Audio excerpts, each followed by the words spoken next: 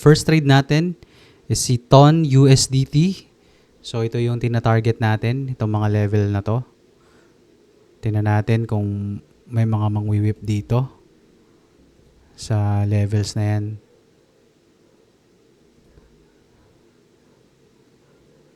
Ito. Itong mga resistances na yan. Baka mang-whip muna, tsaka siya bumaba dito. Sideways naman yung move. Tingnan natin. Baka sakaling i-touch siya. No? So, place na natin yung trade. Place natin yarn. Order price. Stop loss muna. And then TP. Alright. $2 lang. Then we're good to go. Ayan, okay na yan. So, hanap pa tayo ng dalawang coins na pwedeng i-trade. Tingnan natin to si TRX USDT. So, tingnan natin. Place natin tong trade na to. Bakit dito? Kasi, baka mang-whip muna dito eh. So, maglaro muna dyan. Tapos, ito naman, meron namang previous support dito na tinalbugan. Tapos, may resistance doon. Tingnan natin kung papalag siya sa 1:3. Place na natin yung order. Okay. Wala tayong filter dito Hindi tayo parating panalo. Wala tayong pinipeke. Okay. Tingnan natin to. Okay. 1:2. Okay. Ay, 1:3 pala. 1:3. Okay. Tingnan natin yan. Baka naman bumaba no? Tingnan natin. Wala naman nakakaalam. Hanap pa tayo last trade. Last trade na natin si Cake USDT. Parang gusto ko lang siyang i-1:2 para yung support lang. Ito lang yung targetin natin. Tapos ito yung target natin. Anyway, kasi parang imposible na siya maging 1:3 Although wala namang mga support na pwedeng untugan. Sige, testing natin to. I-target ko yung previous resistance niya. Siguro naman kahit pa paano dyan, okay na yan. 1:3 natin. No? Lagyan na natin. 1:3. Para kasing balance yung 1:2. Dahil mabilis mo nakukuha yung profit.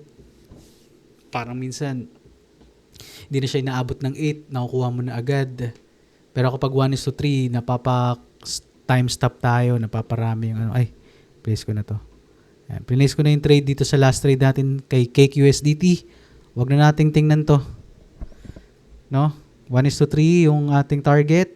And tingnan natin tomorrow kung anong results na itong mga to. Okay? It's last night. So, tinignan natin to kay TON. Yung first trade natin is si TON USDT. So, nag-mark tayo ng mga levels na possible na may mang-whip. Nang whip nga, no? Parang pinuntahan nga yung level na yon. Pagkapunta doon, hindi na siya tumuloy pababa. No? So, dito pala siya, itong support level na to. So, 1:2 to sana. 1:2. Pero dahil naka 1:3 tayo, 1:3 tayo.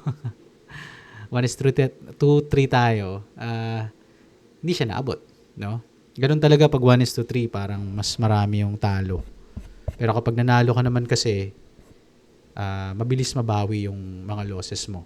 Pag 1:2, balance lang yun Kaya nga, tinitest ko kung mas okay yung 1:2 or 1:3. Pero sa ngayon, gusto ko munang tapusin yung 100 trades ko na forward testing sa 1:3 siguro. Tsaka ko na i-refine kung ano or i-finalize kung ano talagang mas maganda sa diskarte natin. Okay? So, yung second trade is si TRX. Si TRX, close ko to kanina dahil 8 a.m. Inabot na siya ng 8 a.m. No? Ang tagal. So, dito ko siya pala close sa oras na to. Ito sa mga oras na to. No? Hindi na siya bumaba. Papunta dun sa level na gusto natin. Although, doon nagkakaroon ng mga reaction, pero hindi talaga Hindi talaga siya dun Okay? So, yung last trade is si Cake USDT. Ano ba nangyari dito? Kay Cake USDT. Ah, wala. Yun din talaga. So, wala. 1:2 sana. Okay sana. Tinamaan tayo pero hindi na siya nagtuloy papunta dun sa pinaka gusto nating level. Sumobra pa eh. Tignan mo, pagka isang touch, 1:2 na sana yan. Oh, kung 1:2 ka. Yung nearest na support. Nearest na babanggaan ba ng price. Dun sana tinama pero hindi talaga eh. 1:3 ang gusto natin. So, yun. Siguro kung nag-1:2 tayo dito sa dalawa, panalo tayo. Pero gusto ko munang i-testing na 1:3 nga. 1:3 nga. Okay, so mamayang gabi, 7 p.m. again, hahanap ulit ako ng trades. Maaga akong nag-check ng results ngayon. Para, wala lang. Maaga lang kasi nga, wala akong ginagawa. So, yeah. Mamayang gabi, hanap tayo ulit for trades for March 20.